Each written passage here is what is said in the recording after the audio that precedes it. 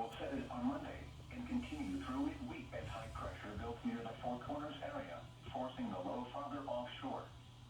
Southerly winds aloft this week will continue to bring moisture northward, with bouts of clouds and chances for isolated showers and thunderstorms, mainly over the mountains.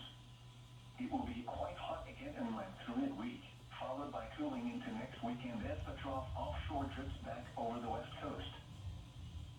Flash flood warning for the following county: San Bernardino, California. The National Weather Service in Las Vegas has issued a flash flood warning for San Bernardino County in Southern California until 7 p.m. PDT. At 3:58 p.m. PDT, Doppler radar indicated thunderstorms producing heavy rain near 29 Palms.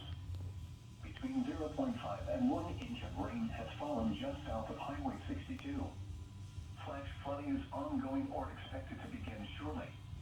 Hazard: life-threatening flash flooding. Thunderstorms producing flash flooding. Source: radar. Impact: life-threatening flash flooding of low water crossings, creeks, normally dry washes and roads.